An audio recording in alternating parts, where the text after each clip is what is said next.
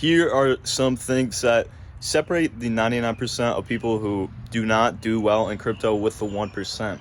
All right, so I'm going to just kind of go over a few key points. It's going to be a very quick video, so don't expect anything crazy out of this. But let me go sit down. So the first thing we are going to be talking about with just crypto in general is kind of just a attendance, or whatever the word is, to listen to scammers.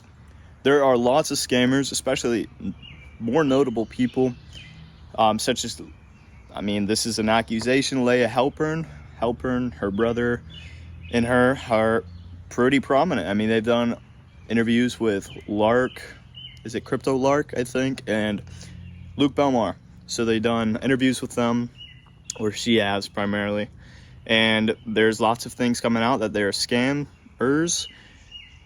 Essentially, one thing that they do is, if you want to do work with them, you'll send them what your portfolio is worth, and what they will do is they'll take a look at your portfolio, and depending on how much it is, they'll charge you a higher price for it.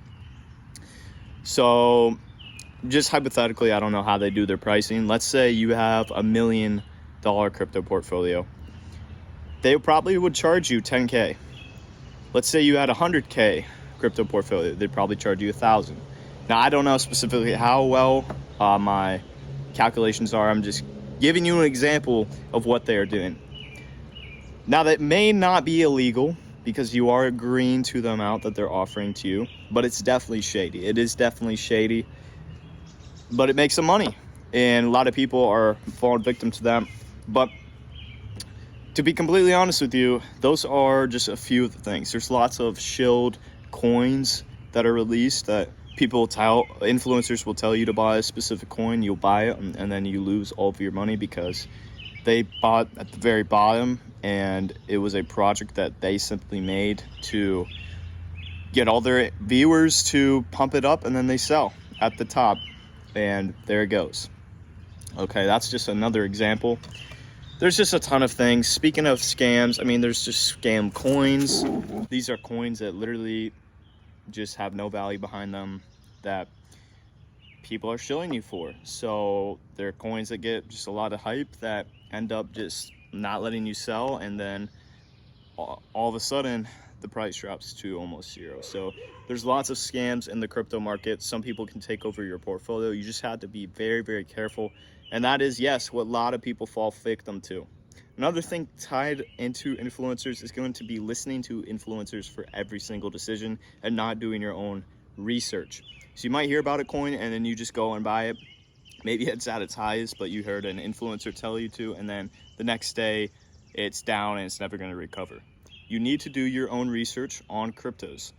That is something that so many people don't do because they find it very convenient to just watch a YouTube video and know exactly what to do.